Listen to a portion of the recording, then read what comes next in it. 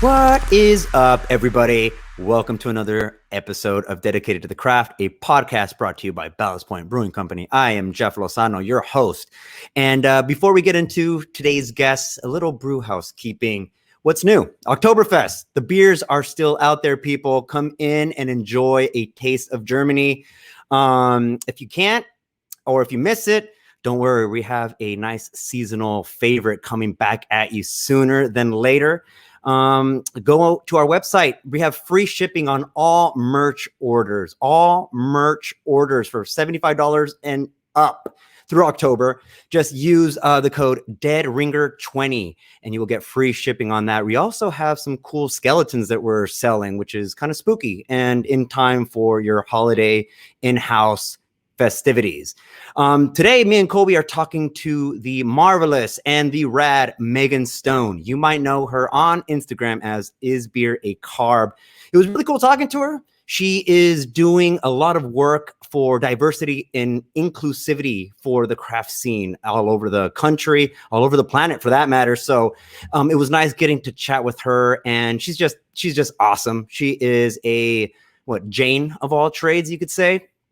She travels the world brewing. She's done it all. And now she has a pretty cool Instagram page, a lot of followers, very colorful, just like her hair. So I hope you enjoy our conversation with the awesome Megan Stone.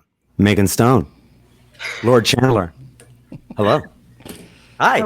Hola. Hey, good to see you, boss. And great to see you, Megan. Thanks for jumping on the show. Really appreciate it. Yeah. All right. Well, let's get to this festivities because I've had this sitting in front of me for as we've been setting up, and I'm very excited to take a swig. Megan already got a head start on us. I could see that. Yeah. I got to start. 19.2, so I don't have to get up for another one. Yes. Good stuff. And a little Topo Chico. All right. Hey, cheers. Let's go. Let's aim that to the camera and get a good one. Salud. Water. That's good for you. Once in a while, Kobe. Well, I'm making a cocktail. I'm going to do a little Grand Ole Barbecue inspired Topo Chico, tequila, lime, honey kind of thing. Ooh. Your shirt kind of gave it away, but I didn't know what kind of drink you were making, but I knew it was going to be somewhere along the lines. Welcome to Dedicated to the Craft. Megan Stone. Is beer a carb? Look, for anybody that's not watching on YouTube and you're just kind of tuning in for the audio version of this, do yourself a favor, hop onto your Instagram or go ahead and do a quick Google search of Megan Stone, and you will probably recognize her. If you're tapped into the beer scene at all, especially here in San Diego, you should know of that familiar face. But let's just jump right into it because I kind of have a lot of questions for you, and I think what you're doing is very interesting, and it's very unique to where the craft beer industry is kind of headed, more on the weird in a weird marketing / social media platform. The way that it's evolved and the way that you personally have been spearheading it is something that I really want to ask and really kind of dive deep into. But before we go there, why don't you tell everybody your story? Who is Megan Stone? How did you get into beer and why? Okay, this is quite a story. There's many parts to it. So I'm not going anywhere. So I initially worked in hair. I don't know. No. I worked in hair, and then just kind of got uninterested in it at one point. It was just, it's funny because I went from one industry where you're like on your feet all day and like there's like some drama to like another industry where it's like a similar thing, but beer. But yeah, the guys in beer that I worked with don't smell as nice as all the women I worked with in the salon. Oh yeah, I bet. No, so I went from hair and then I wanted to do special effects, makeup, and film. Really love movies and everything sort of involved with that. I did a little bit of like random acting and modeling back in Baltimore, where I'm from. That's where my story starts. So I used to just drink. There's this beer called Natty Bo, National Bohemian in Baltimore. It's like Baltimore's beer, and it's like some shitty lager, and that's all I drank because it was super cheap, and I didn't give a shit. And then I met this girl, and she was kind of a beer snob, and she started like putting different beers in my hand, like Brooklyn Lager and Dogfish Head, and I got super into them. I ended up working at a craft beer like centric restaurant, and they had like 24 rotating tabs and then bottles and cans. So I got obsessed with trying everything there. I had some of my first hours there. And then I used to be a military wife. So we relocated to Delaware because my ex had to do some training at Dover. So I don't know if you've ever been to Delaware, but there's not much there besides like the military, Purdue Chicken Factory, and like Dogfish Head. So, Right. so I think I made like a wise choice out of those three career options. But oh, you went to Dogfish. That's what you're saying? yeah, Okay. yeah. Okay. Go on. I went into chicken. No, so I started working at Dogfish Head as a seasonal server because we weren't supposed to be there very long. And then I just became sort of obsessed. Like my orientation was a brewery tour. I really never thought I just never thought there were people who made the beer. I just thought it just appeared on shelves and, in your glass. And so then I got super into it.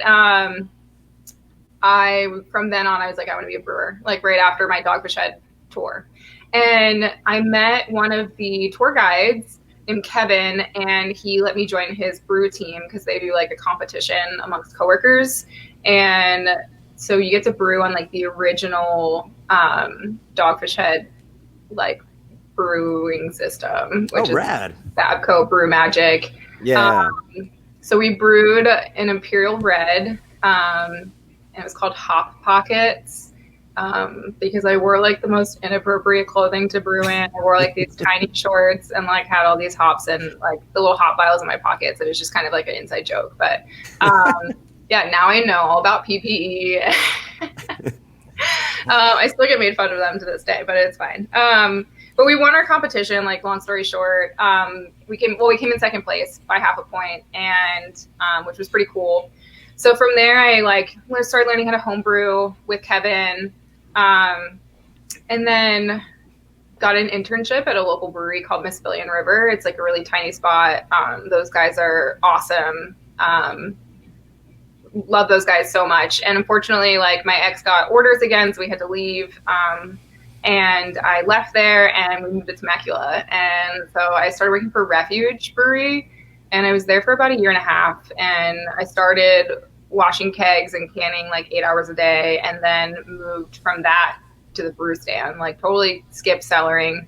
I was there for a while. I really liked it because since it's such a small brewery, I got to do a lot of maintenance and learn about like wiring pumps, and I helped tile like the whole canning line area and do some basic carpentry and stuff like that. I also like climbed in like blood orange trees to pick fruit, and we'd like juice fresh fruit in the brewery, all sorts of stuff. It was fun. Definitely more like a hands-on kind of place. And then from there, I applied for a cellar person position at McKellar since I had so much cellaring experience. But I was just kind of like, what the hell? Went to McKellar, was there for about a year, also very hands-on. And then from there, I went to Modern Times for about a year and a half. And during my last few months of Modern Times, I went over to Panama and I brewed with a brewery called Boquete, and spent like a week there. We brewed a hazy IPA, and then because I had spent so much time at like McKellar and Modern Times, so they brought me over, and that was a blast. It was the first time I ever left the country. And then from there, I left Modern Times. I moved back to the East Coast for like 5-6 months, and for like a temporary consulting position with DuQual. But initially I was going to brew there, and then it kind of turned into more like a bigger role of consulting. Was helping them like set up a lab and hire some people, and rewriting SOPs, stuff like that. And then at the end of my time there in November, I spent 3 weeks in the UK. So a brewery brought me over and called Lane, and they're based out of Brighton. And then I spent a little bit of time in London. And so basically the point of bringing me over was they hit me up because they're like, we see what you're doing in beer and we want to make a difference here. It's very like white straight white male dominated, and we want you to come over and brew some beers with us and sort of put on like some talks and launch a brewing apprenticeship. Well, initially it was supposed to be like a festival, but it just wasn't in the cards. So I ended up doing like a discussion and launching a brewing apprenticeship, which someone just got hired for, which is awesome. So I'm going to start like doing stuff with Lane again. And then, yeah, I brewed, I think 3 beers with them, and one was like a main beer that they canned. And then the other 2 were just sort of like at their other pubs. That was really fun. I flew back to the States. 2 days later, I drove back cross country, showed up at Society and was like, Doug, give me a job. But even though I'd been harassing them for a while, they were just really busy with we were really busy with getting a canning line all set up, which was really fortunate considering like the current circumstances. Yeah, I bet. Yeah. So I showed up and they're like, well, we don't really have room in production. And I was very particular about where I applied when I came back to town, just because I had some bad experiences at prior breweries that kind of led me to the whole like diversity, inclusion, equity sort of advocacy and speaking on that. And so I was really, really picky, and Society was at the top of my list. Not only does Society have like an amazing culture and like incredible people, but the beer's incredible. It's just, I love working there so much. But I came back in December, which is dead season for brewing, and they didn't have any room for a brewer. And they're like, we don't know when we will, but we know that you do an excellent job with social media. Can you please like help us and take over all of our social media? You basically be like the entire marketing department. And like, this has like a lot of potential to this role. And I took it because I love Society. There were a lot of great opportunities with this role. And then it also allowed for me to work remotely and sort of brew independently at the same time. So I went from brewing like professionally and like every day, or not every day, like Monday through Friday, to just brewing when opportunities arose. So the last time I got to brew was in February, and I did a collab with Temescal and Rare Barrel and a bunch of like super rad women. And then we put on another like discussion revolving around like diversity, inclusion, equity. It was at Rare Barrel. And then I was supposed to speak at a beer festival in March. That got canceled. I would have been brewing in Spain last month. But yeah. COVID kind of in it. But yeah. Well, you know what? I think that was the reason why I came around. Something needed to slow you down. You're all over the place. Cheers to you. Yeah, last year, I honestly, once or twice, I had to stop for a second and think about what time zone I was in. I went to GABF. I went to Yakima for Fresh Hop. I went to San Fran and San Jose. I went to Ohio for a collab. I went to Pennsylvania for a collab. I went to Florida to do like a modeling gig. Yeah, it was all over the place. And I was exhausted. And I was like, I'm going to travel less this year. And yeah. Yeah, well, there you go. Got your wish. Unfortunately. Yeah. All right. Well, that is a insane kind of little from point A to B to C to D and then all the way to Z right now, or to Society. Shout out to Society, Doug and Jake Noons and all the great beer that's being brewed over there. So, all right.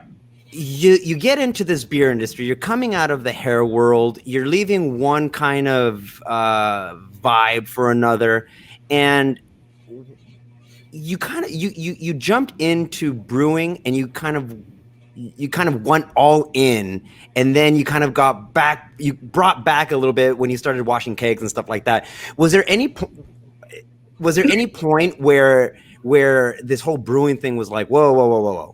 But I don't know if I really want to do this anymore. And was there a point in the very beginning? Because I know not as soon as you started traveling and you started doing all this fun stuff, it probably wasn't there. But in the beginning, when you weren't having a lot of these opportunities, was there a point where you were like, oh, I don't know if this is for me?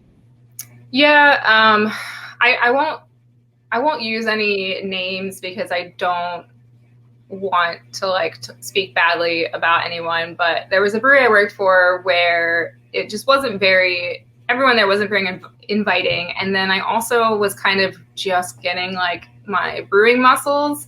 So I felt like I don't know, with like lifting a lot of things, it was really difficult at first. And there was just so much to learn. Like in brewing, it's a myriad of things, and it's like chemistry, and it's there's just so much. Then there's like, you're learning about chemicals and like safety, and you're learning about like the brewing process, and you're learning about like a canning line, or there's just so much. It was kind of overwhelming. So between that and like the uninviting people that I was working with, and then just feeling like I couldn't like lift certain things or reach certain things, it was kind of intimidating. But I think that just sort of, I got to a point where I stopped asking people for help. I refused help, and just really wanted to prove people wrong. I think that it sort of flipped around and more so gave me the fuel and like passion and the drive to just prove these people wrong who said I wasn't supposed to be in this industry. Yeah, that could be frustrating. When I mean, that's kind of, so there's certain people that are set to kind of like start to break those barriers down. Some people that have a more, I would say, like maybe a timid kind of personality, that are just going to kind of play ball. You don't seem like that kind of person. You're there to make a statement about inclusion, diversity, in women in beer, and we'll get to that. But so in all of this beer making, and all of this traveling and craft beer indoctrination, you also became somewhat of a powerhouse on the social media platform. I mean, your Instagram is pretty rad. And one of the main reasons why I really... Yeah, and I want you to talk about it. But what I want to tell everybody listening is one of the reasons that I really was excited to have you on and to tell your story about that is because there's this weird thing right now in the craft beer social media world, I guess, where I don't know what it is, but there's this kind of like writing off of I don't know, aesthetically pleasing pictures of beer and people holding beers and this and that. And they almost throw seriousness out the door.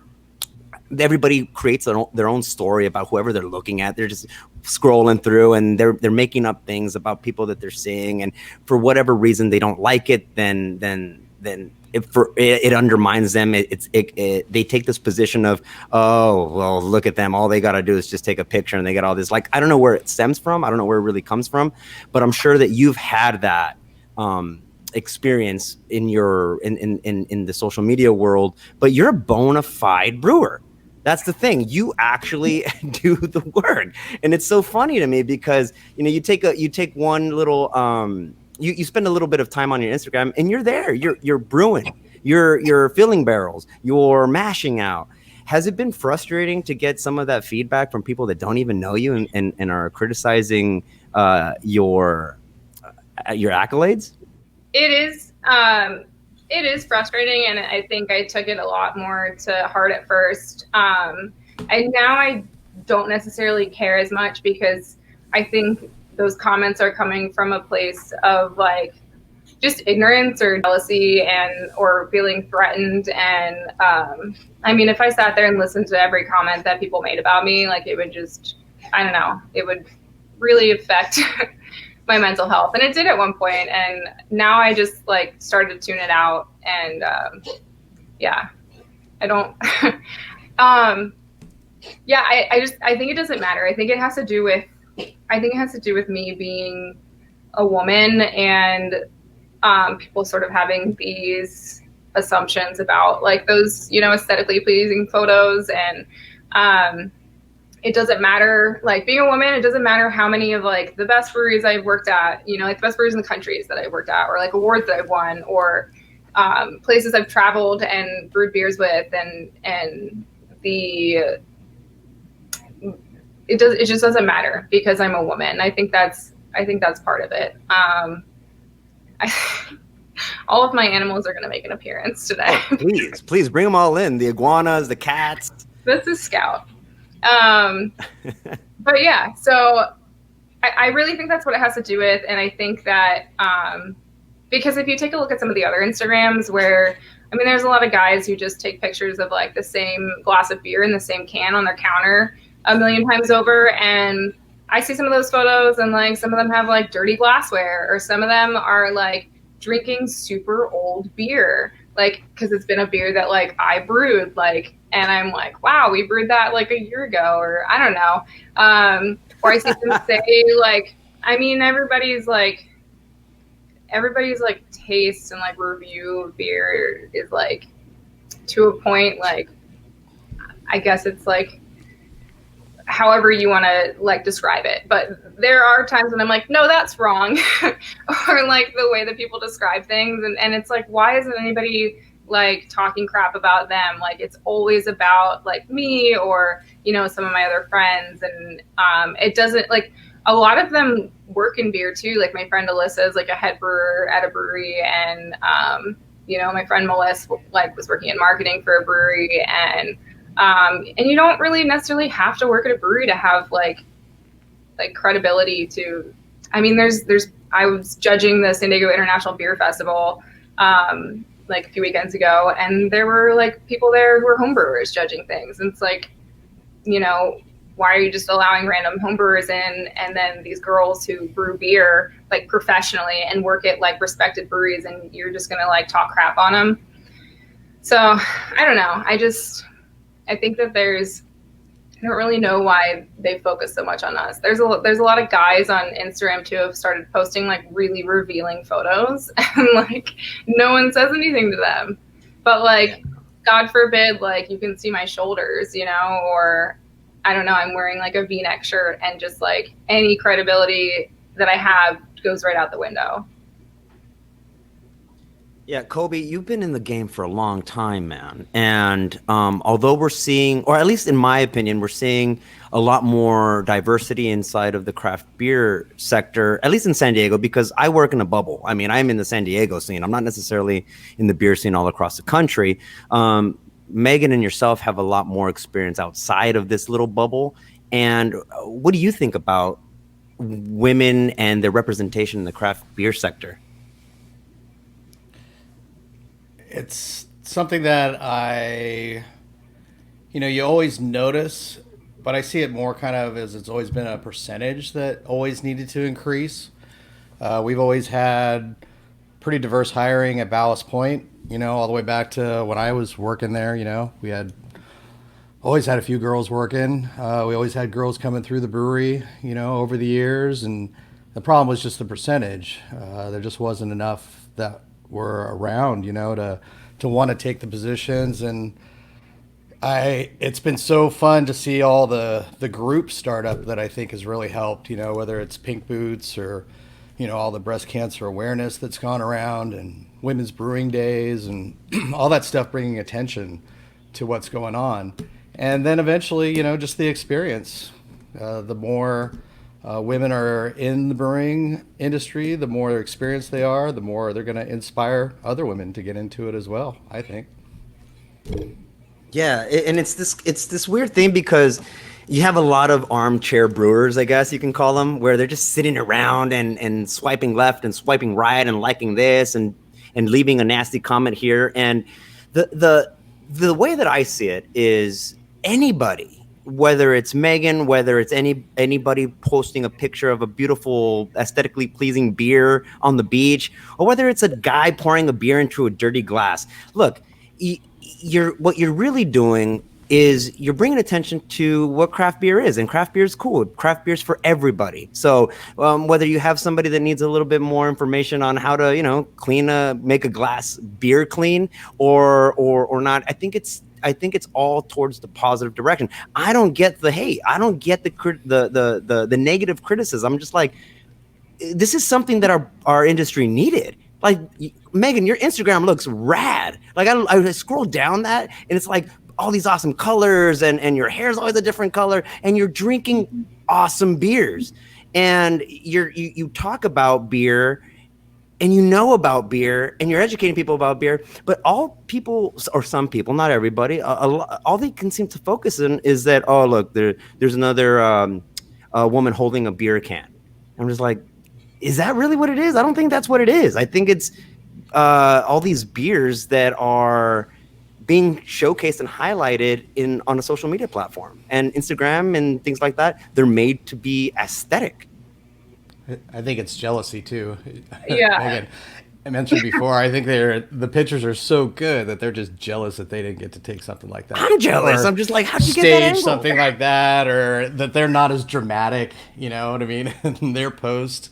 But yeah, those pictures are just amazing and beautiful. How did you do you have like a photography background, or, No. I just like the way you frame it and stage it and edit it, the whole works, I mean, they're beautiful pictures. So Thank you. No, I'm really just like a visual person, and that's why Instagram as a platform made sense for me too. But I mean, from everything. I mean, from like the decor in my house to like my outfits to my hair, like to photos. Like I just love really like aesthetically pleasing, like just things. Just and with photography, it kind of started out as just like my iPhone, and then I would like use Visco Cam and like just do edits. And I never used to take pictures of people. I actually hated people being in my photos, but it was like scenic sort of things.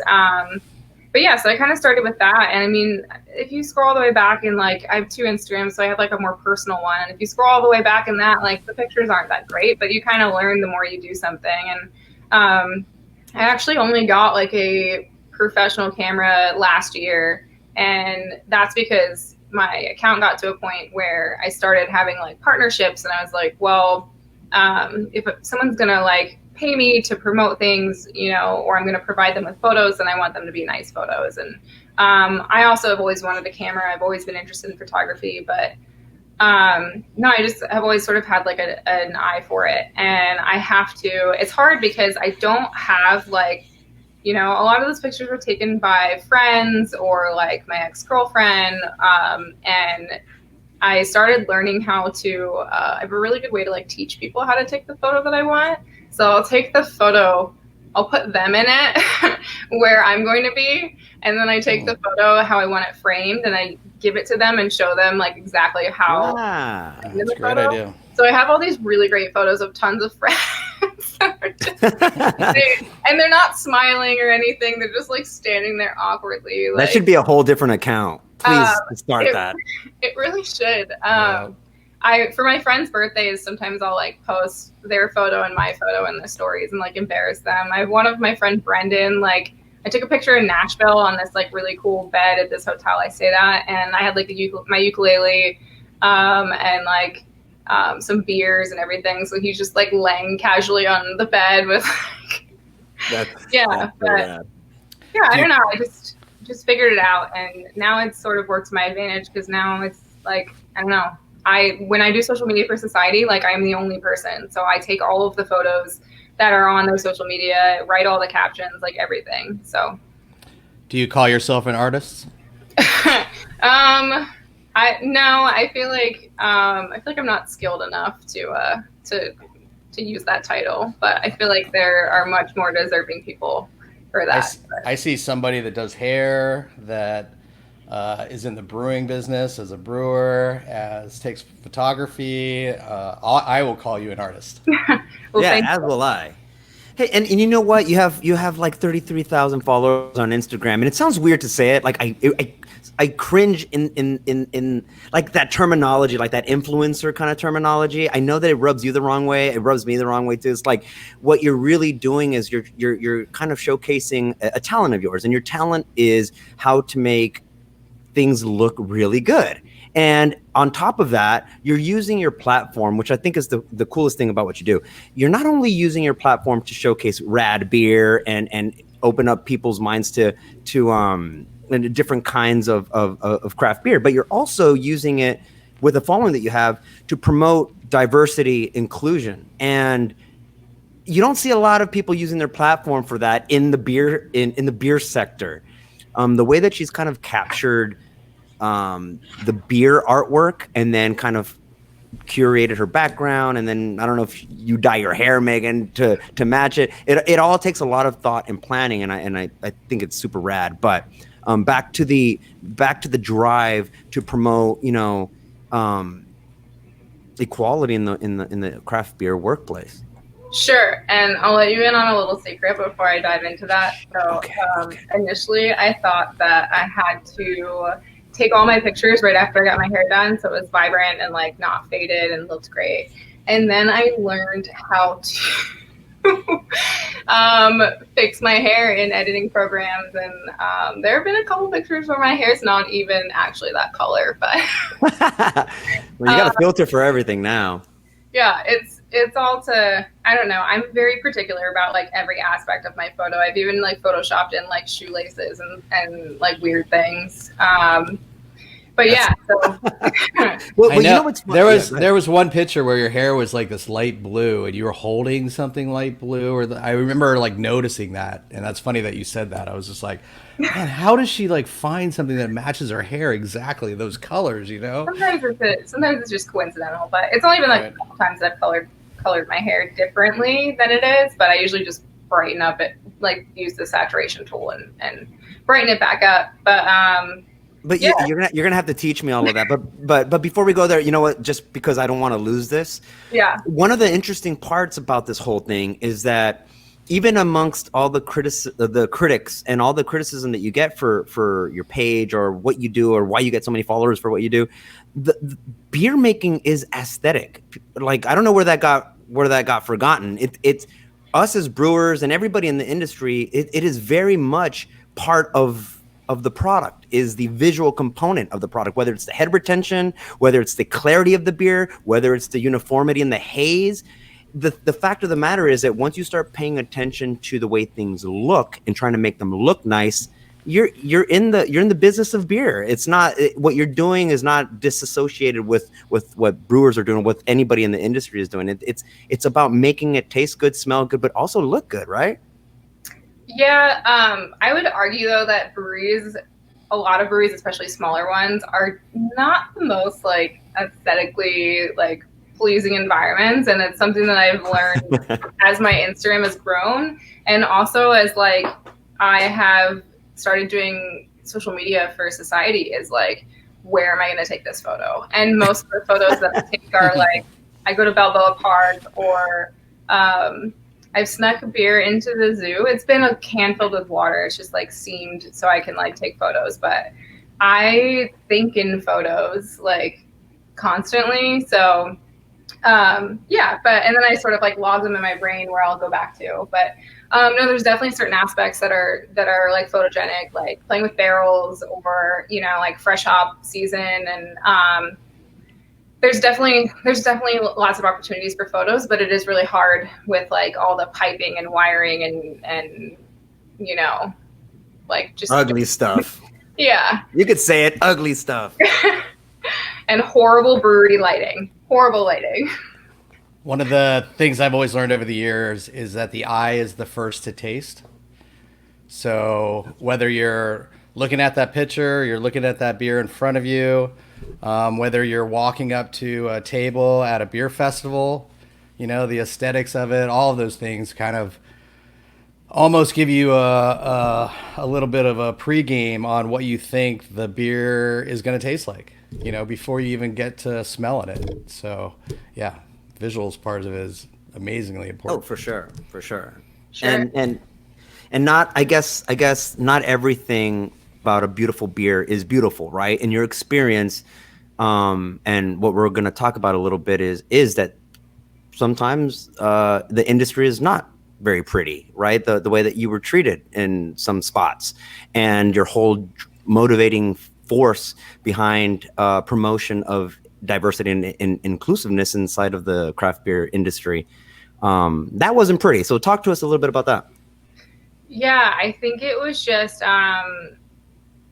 I think it was just met with a lot of instances, like in situations that were pretty upsetting, and they were definitely like based on who I am as a person, like because I'm a woman, because I'm gay, and I've always been really passionate about like equality, even before beer and or before coming out or like any of it. Because I've always been interested in a lot of things that are like stereotypically like for for boys. And I grew up with like an older brother, and you know, I spent a lot of time with like my dad and my older brother, so I spent a lot of time doing like boy things. But I don't know, I remember like being a little kid and just like if someone would like say something and say he or him, like I'd be like, or she or her. Like I was just always that like obnoxious little kid. And but yeah, I mean, with the beer, it was just much more intense and prominent. And I think from my experiences, I wanted to shine a light on it because there are people, weirdly enough, that don't believe that exists. And like a lot of times when I share like my experiences on my social media platform, it's not for like drama or attention or anything. It's to bring attention to that issue and to show people like what I experienced, because everything I experienced happened like in a brewery, like where, you know, there might not have, the whole world wasn't around to see it. So it's like, I want to show people like what actually happens and like why I'm so like passionate about like helping to resolve these issues. And I realized that, you know, I had this platform, and I mean, a lot of people create like incredible content, like really beautiful stuff, but I sort of saw my social media as like, I don't want to just post pictures that are like solely for the purpose of like just this beer that I'm drinking and it's a beautiful photo. And like I wanted much more to come out of my Instagram, and I wanted to use it to,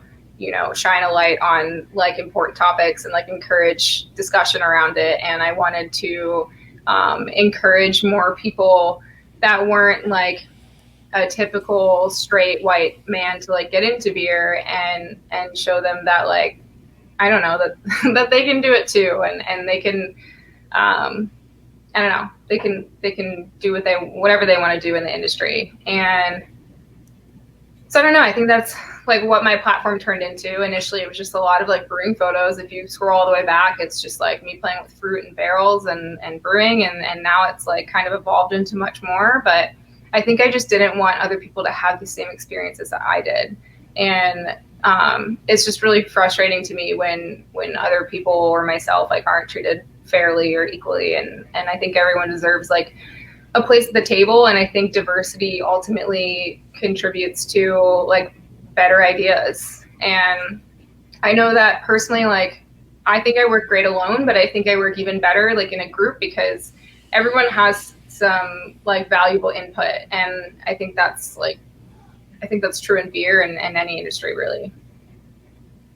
Yeah, I've heard you say, and it was kind of cool because preparing for a chit chat with you, I listened to some of your other conversations with other people about this particular subject, and I was like, yeah, yes, I agree. I was saying it out loud as I was listening, because one of the things that you do that I find that is so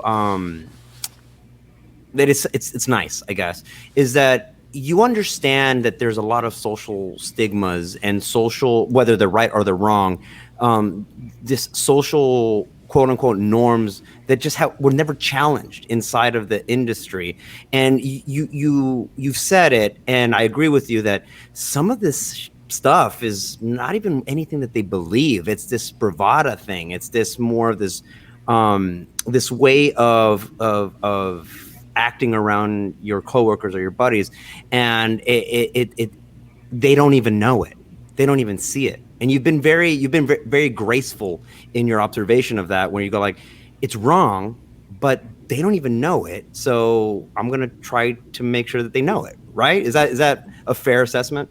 Yeah, I mean, I don't want to approach a situation with like hostility, because I think that you're never going to get anything out of it. I think that a lot of these situations are educational, like they're learning opportunities for people. And I think that if you present it in the right way, people are going to be a lot more open to listening and sort of taking it in, thinking about it, and maybe changing their behavior, and then maybe they'll impact somebody else. But I think you're never going to make a difference if you come at somebody and, you know, with anger. And I mean, there's definitely times in the past, like where I wasn't necessarily the nicest to people, and like, But I think myself, like, I've learned a lot from that and grown from it. And I don't know. I try to give people the opportunity to, because people want to, like, I had an instance happen recently, and it was with like a major, like, well-known sort of like beer industry platform, and like people were like, name and shame, and it's like, okay, but like, I'm giving these people the opportunity to like realize what they did wasn't okay, and then like come back and apologize, and like, you know, give them the opportunity to do better, because I think that everyone's learning, like myself included, and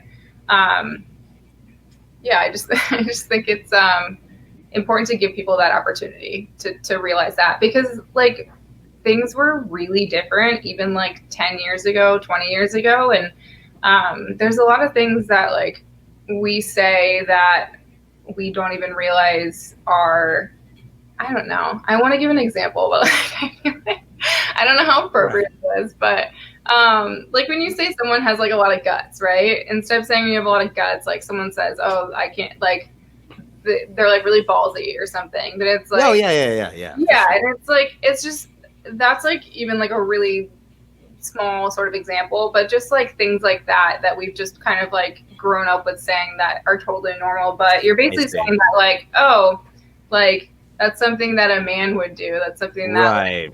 It has this injection of masculinity when it comes to like standing up for something or being brave. It's automatically injected with this masculinity trait where it should just be a strong person trait. Yeah, and the opposing thing is like to say something negative that, you know, that involves like references to women. So it's I don't know, it's just, I feel you. Things like that. But and then it sort of like builds from there. There's the spectrum for sure. But yeah, and it's a lot of things that like I myself don't even notice. But yeah, I think we're all learning, and I think it's important to give people the opportunity to learn before you like cancel them, or I don't know. Yeah, that's it's a weird spot that I wouldn't even be able to speak on as far as what it's like to be a woman inside of the craft beer industry, and in any industry really that's underrepresented, whether it's with women or whether it's with a particular race, orientation. It shouldn't matter. And what you're doing with your platform though is that you're kind of you're not kind of, you're speaking to it, and you're making sure that everybody, regardless of whether they agree with you or not, knows your position, and you're in the trenches. You know, like you're not out here posting stuff that you're, you know, I don't know, your mind has wandered, and now you're going to put, you're in there, you're experiencing these things, and that's what's kind of giving you the fuel to kind of keep on going with this mission, right? Yeah, it's definitely exhausting too. Like, and I feel like I felt maybe a year ago or so, or several months ago, that I feel like I was jamming it down people's throats a little bit.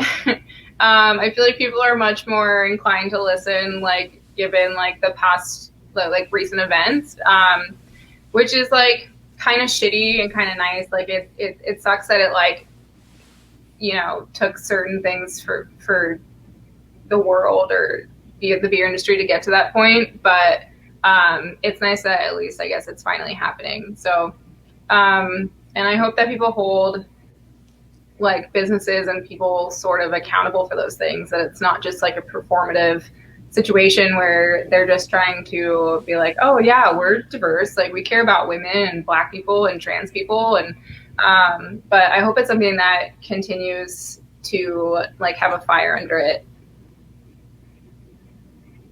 That's awesome. I don't think there's anything more important right now throughout what we're going through as a nation, as a world. I don't think there's any more important thing than the promotion of inclusion.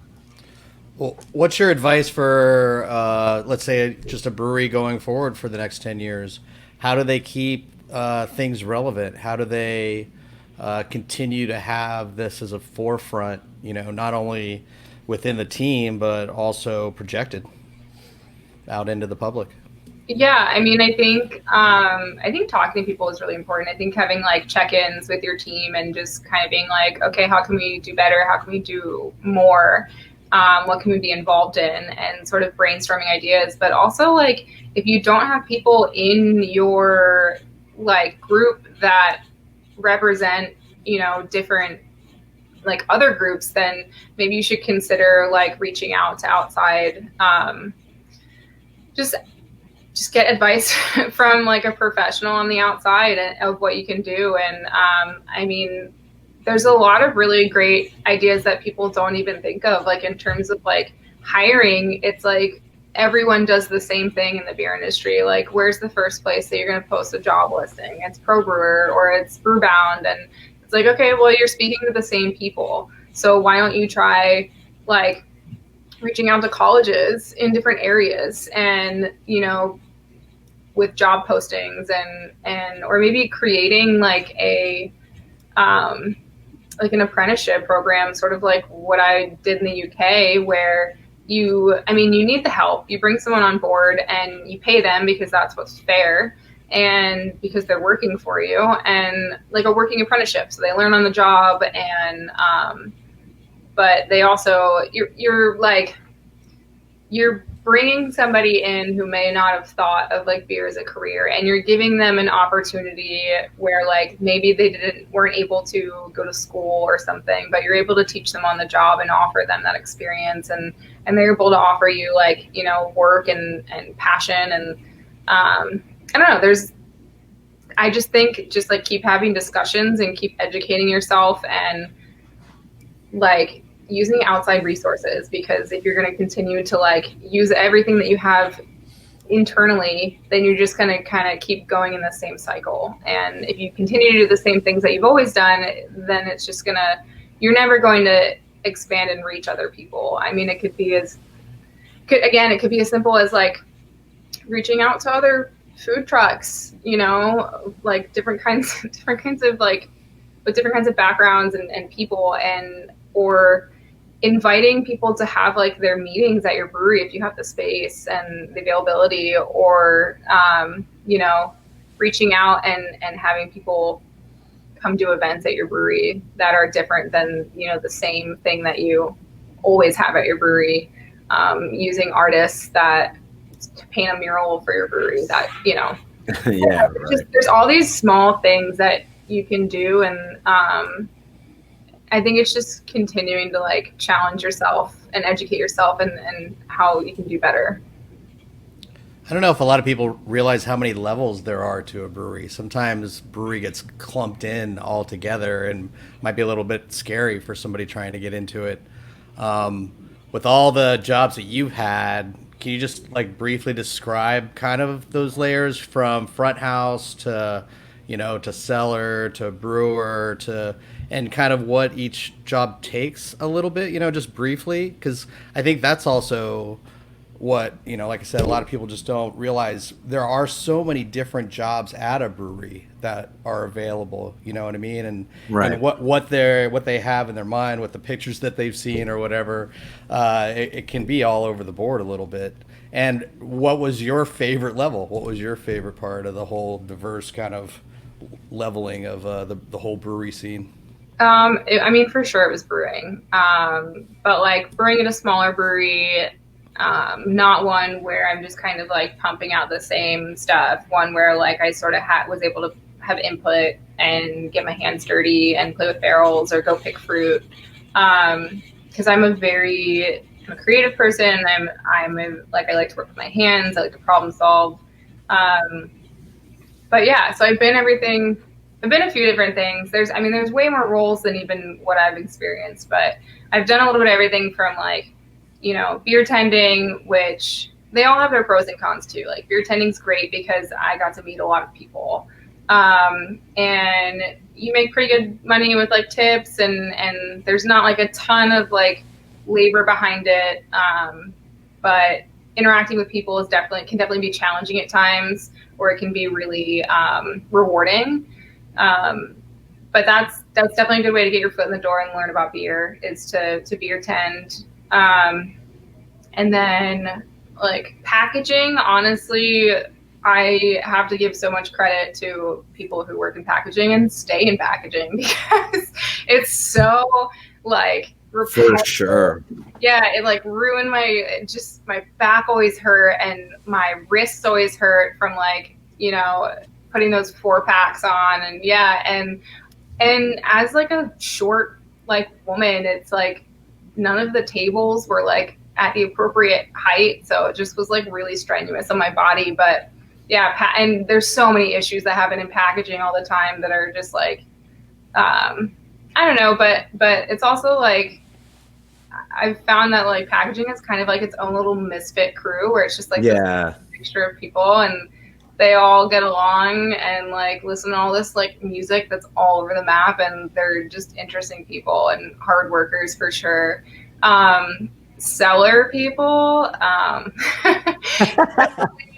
a little bit of an ego and think they're better than brewers, but they work their asses off for sure. They might be.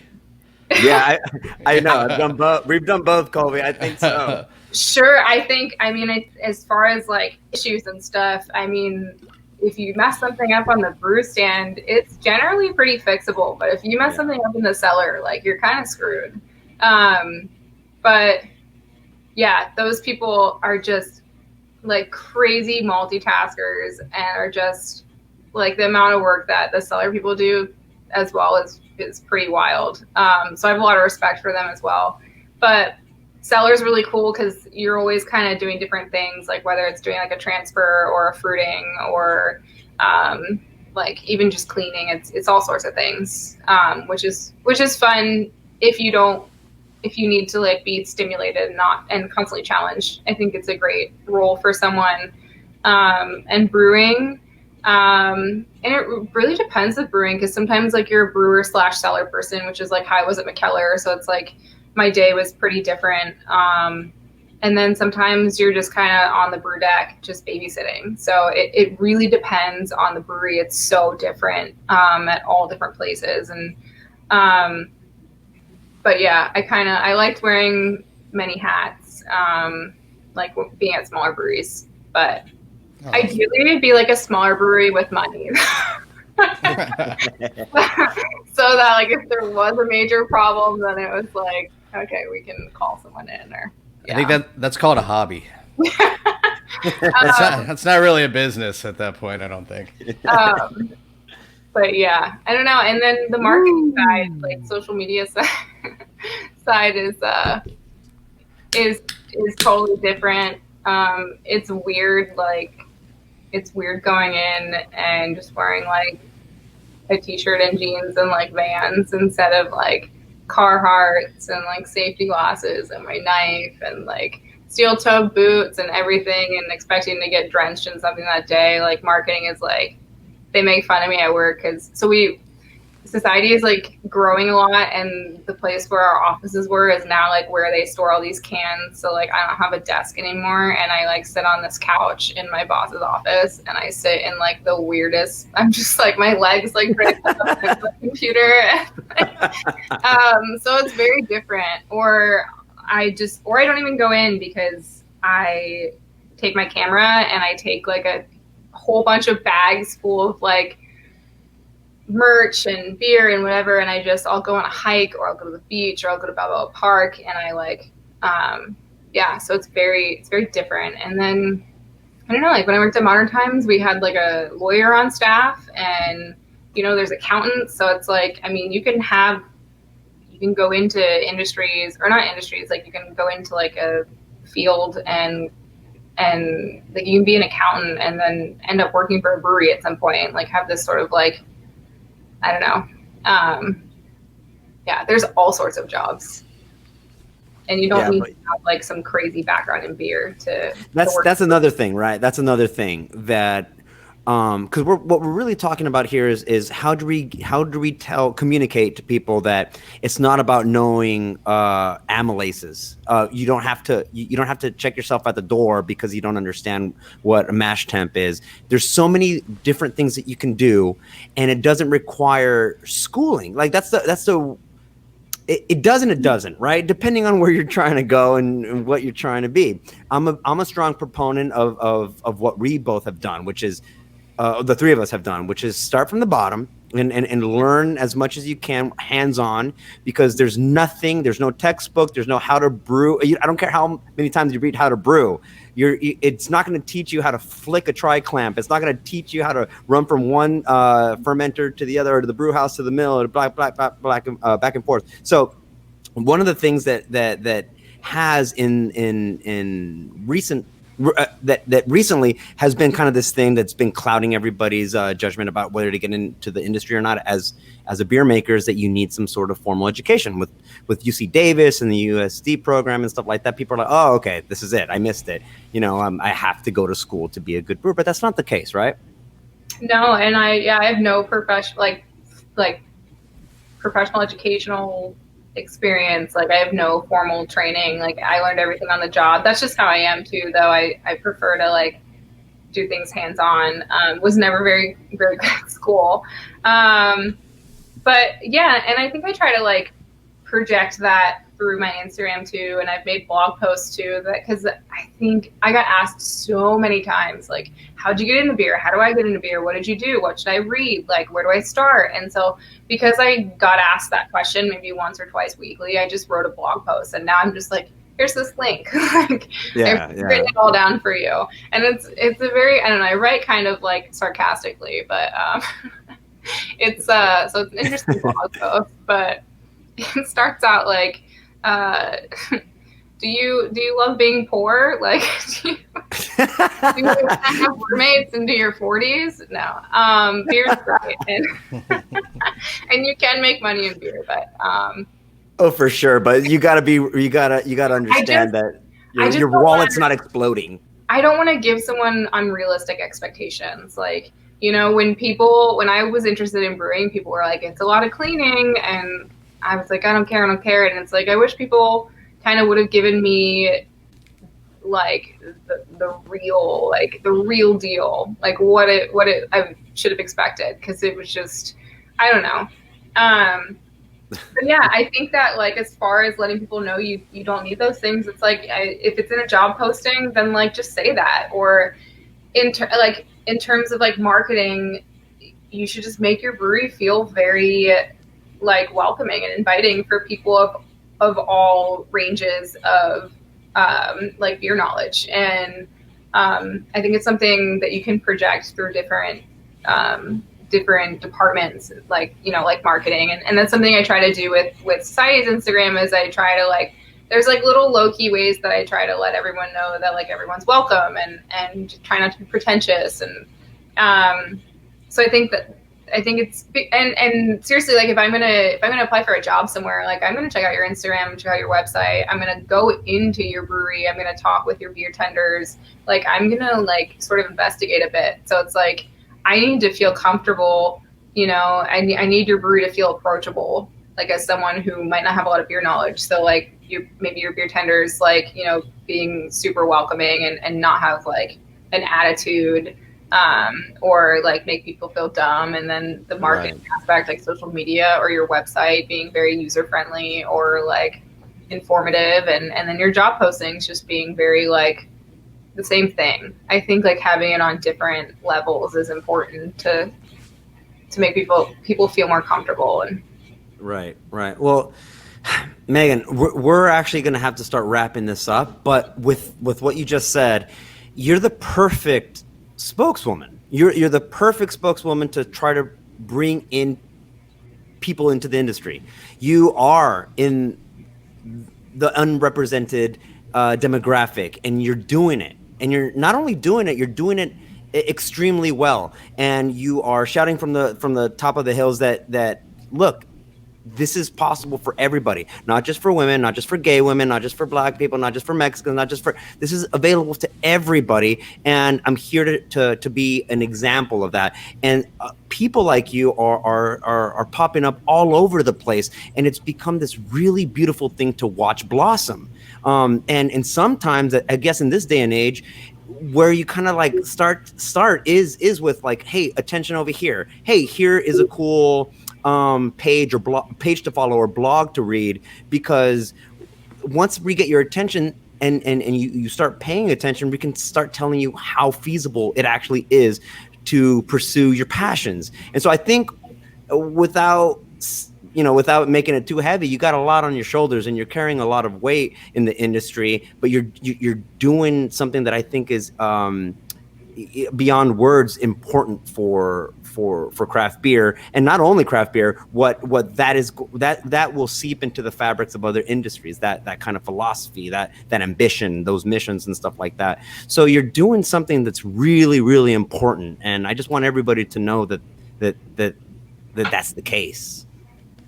Thanks, I appreciate that. I don't know. I also want to like bring attention to the fact that like, I don't know, I am in an underrepresented group in terms of beer and or male dominated industries, but like I'm also still like a white, like straight presenting person. So I think it's just really important to make sure that when people are starting to do things involving diversity, inclusion, and equity, that they're looking beyond just that they're looking beyond just like white women, like another white woman in beer or in the industry, like, and that they are trying to like, they're trying to make an effort to include all types of people, whether they're like older people or they're, you know, different race or different sexual orientation. And I think it's important. I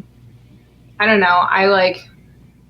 I think that a light should be shown on like shine on some other people as like spokespeople too, because there are plenty of people who are like let us know doing the same thing that like, I don't know, sometimes I feel guilty about like the amount of attention that I get or that like, you know, white women get, because I feel like of the underrepresented groups, like white women are definitely like receive the most attention. But so I just want to challenge people, like when they do things with DEI, that like it's beyond just that. Yeah, I mean that's a humble person speaking, because you know the nice thing is that you don't necessarily kind of know exactly the impact that you have right now, or at least you don't dwell on it, and that's what makes you so good at what you do. And you're trying to promote other people to speak out and do it, but you are a good spokesperson for it. So you, whether you like it or not, it's kind of, it's not on you, but it's part of it. And I'm so happy that you jumped on the show, because I mean, we could really go on for 3 to 4 hours, believe me. Well, that sounds like another show. She can come on and co-host again. Yeah, we would love to have you back, Megan, yeah. because there's still so much to talk about, and there's so much that you can offer the industry. There's so much that you can teach me, at least. So I really appreciate you jumping on. It's always a pleasure talking to you. I know that we've had chit chats outside of the virtual space before, and I've enjoyed them. So I hope you do come back on, and we can talk a little bit more about this. Yeah, absolutely. Sounds cool. So let's raise a glass real quick. If you have anything left, I barely have anything left. I'm still on this 19.2, so. Congrats. All to right. Chance. Yeah, this is it. This is it. I'm gonna take a last look. Is a carb. I don't know what we do on Fridays. This is being recorded on a Friday, and I don't have any Mean Girls reference. But where can everybody find you? Where can anybody? Go ahead. This is your plug moment. All right. Yeah, Instagram is really my platform. So it's Beer Carb on Instagram. You can find me there. Send me a message. Yeah, that's really it. Like, say hi. Don't be shy. If you see me at a brewery, I don't know, I spend a lot of time at breweries. So if you see me out, just say hi. Don't be a weirdo who's staring. I promise I may look like a Regina George, but I am not. I'm actually much more approachable. Rad. Well, we hope to see you in our tasting room soon, and let's maybe collaborate. I don't know. What about? Well, I was going to ask about Society. Is there anything going on with Society late in the month or early November that's planned? As far as like quick plug openings or like just fun things that are releasing, or I don't know. You're in charge. Whatever you want to plug. Other than just Doug being awesome, and we should do a smoked Hellas together. Ooh, Yeah. that sounds good. I just want to say that Doug is like an incredible boss. Like Doug and my like direct boss Mike are like awesome people. Everyone who works there is incredible. From the beer tenders to production to like office people, they're great. Society just won a few medals at San Diego International Beer Festival. Whoop. Harlot took gold. My favorite. The Thief took bronze, and Good to the Public took silver. So we have a lot of fun new releases coming out that I can't spill the beans on. But I mean, I'm just saying I would keep your eyes on the Instagram and wait for the announcements on those beers because they're going to be good. Very cool. They'll be carbonated, right? You can give that away? Yes, of course. Yeah. Okay, cool. Very Secret rad. ingredient. All right, Megan Stone, you are the bomb. And Lord Chandler, like always, my friend, I always enjoy these conversations. So we're going to let you go and go ahead and jump on Is a Carb Instagram and go into Society for some Fest beer if it's still available. It was delicious. My goodness. So, all right, with that, we're logging off. Thank you. All right, guys, that was amazing. I hope you enjoyed that conversation. Be sure to like, subscribe, and share the rest of our episodes on Ballast Point's YouTube page, channel, whatever. You can follow us on ballastpoint.com, Instagram, Facebook, all that jam. I'll see you next time, and thanks for tuning in.